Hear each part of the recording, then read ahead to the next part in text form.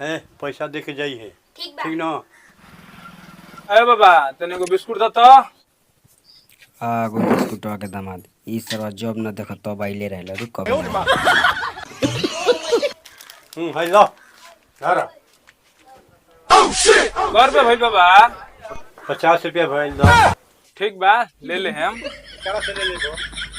नहीं खींची ना हाथ हम बिस्कुट के दामाद ना अरे कौन बिस्कुट होला ओकरा के खुदे 500 रुपया बाकी बा तो हमारा लगे पैसा तो नहीं खे महाराज पैसा नहीं चलान पकड़ ले लो तो बिस्कुट धर जा पैसा रहे लोन ना चल देबा बाजार में किने कहला कि इनका दामाद है उनका दामाद है।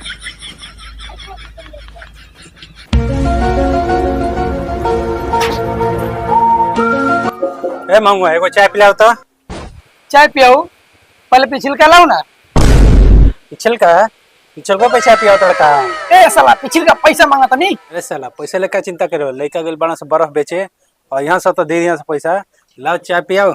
अच्छा पियो ना कब तो राना मना कहनी अगले पियो पछलो पियो।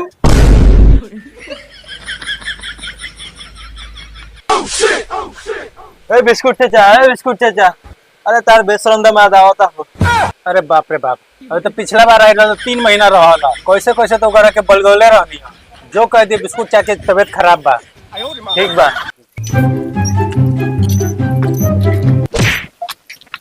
भाग साला भाग सा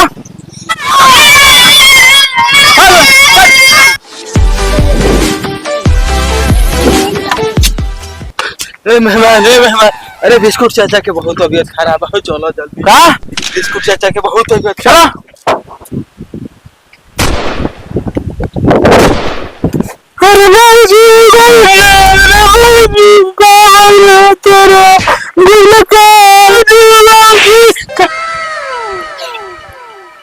हे बाबूजी अरे वो बाच गई नहीं वही तो कहता लो कि मर गई हम तो सुनने के दौड़ के चलो पूरी मिल ही अलावा का दमाजी रो मरे ले मनावता निकाह हमारा के ना ससुर जी हम आपके काहे ला मरे के मनावे चाहिए होइनो सखा जाके कहलो सो कि बिस्कुट चाय के तबीयत खराब है हम तो नहीं कि निपट गेलो। अरे हम तो चाय पी के सुतर रहनी है के कहता। अच्छा तो बाबूजी को बात ना कहे के बाप से कह का बात बिया कह हम ये कुछ दिन रहे खाती आइल बनी ना ना अभी तो 2 दिन पहले तो रहो ले रहनी 2 दिन पहले जइला के का मतलब हम ये ना आ सकीला का ना ना ना रहो हम जाते नहीं बाहर आए तब बाबूजी हम सरवा के संग रहले रोज जाही ठीक बात रहा हम जाता नहीं। अरे बाबूजी बानी मुख निपट गई ये कुल चलत रही तो जल्दी निपट जाई। ठीक बाबू ठीक तो जाई तो जाते बानी हमार सरवा कहाँ बरी हमारा लाना जानता कहां बा सुराही में साला सब गोरा हमार लाने आने के बाद बतिया हो सब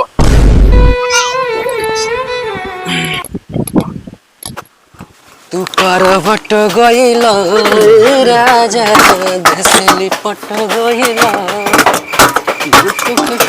रे साला ते हमारा इलाका में आ जे चल ले जो सर तोरा इलाके में ना है हार करके साला मोहनिए बंटा नहीं थे भाई सरवा बड़ा पता ना होई कि नहीं। अरे साला लाने जे बतेले बड़े तो जी जाओ घरे आ गेल बा हे ना बोल सरवा अबे तो 2 दिन पहले गई रहल चल ता कर बहन का चल चल तो चलो चलो चल चल चल ये कर बहन का कितना ये मुर्गा खाई रे चल 2 दिन जाता अबे चलिए बता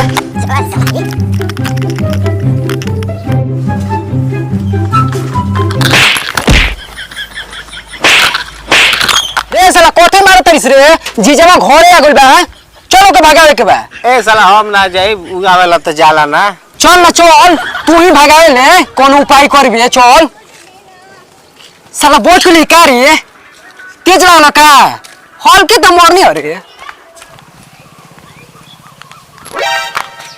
हो देखो ना साला भैंसा लेकर सुतल बा चल ना कौन उपाय लगाओ कि भाग जा चल ना साले के चपले मारल जा मेहमान के तना दासना न करे के हल्के फुल्के कौन उपाय लगाओ कि भाग जा चल साला के जगह चल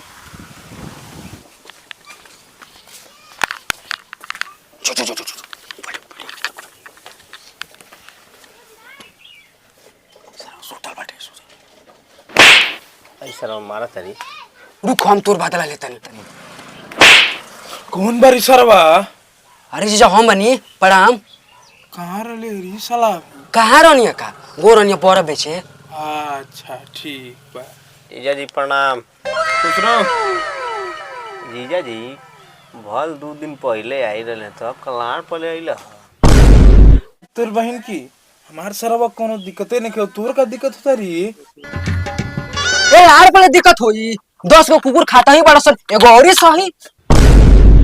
मतलब हम कुत्ता बनी ना उदाहरण देलक ह तब हम जात तनी घरे हमके कुत्ता बनाओ तनी जा। ठीक बा प्रणाम अच्छा से जाए ओहो सरो ऐसे ही चल जाए बेशरम न बनी रोक के जाए ए लंगड़े मुंह तक ले जा हमने नाश्ता लेके आवो घर में लाने बाकी खइबो चलो होटल में नाश्ता करा दी। अरे होटल में पूरा हमर दिलवे खुश को दिले चल चल जल्दी चल। हूं काठी गंदा है छू दियल हो के बड़ा हो हड़ा धरा के हां मेहमान बड़ा नाम ए मेहमान मन तो कहो जाके जगह धरो ए मर्द ऐसे काहे बोलत हो? बोली ना मर दे साला लबर लबर समाज छू देता।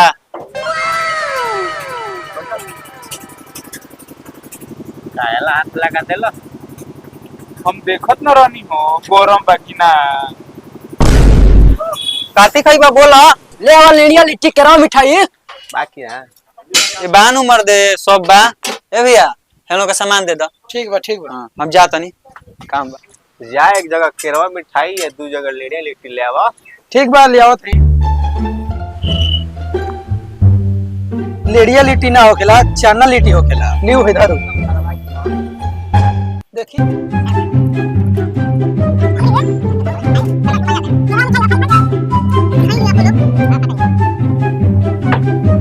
अरे तो एक प्लेट औरी ली आई केरवा मिठाई डबल केरा डाल के।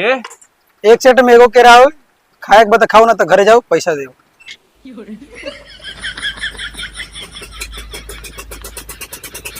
पैसा ए भैया कहां आओ तनी 5 मिनट में। ठीक बैठी ऑर्डर देले बनी बैठिया खाई। ना अब ना खाई हाँ तो पैसा निकाला जाओ। पैसा तो नहीं खे चल है ना चल चल ये बर्तन दो भाई पैसा नहीं खे दो सारा बात छोड़ के भाग गिलो सो ई बर्तन धोवो तो हमरा से दो बढ़िया से दो खाए खातिर चलिए होते हैं पैसे नहीं खे वा गई बढ़िया से धो एक रखे होब का कनिए से कर दी बढ़िया से धो दिए।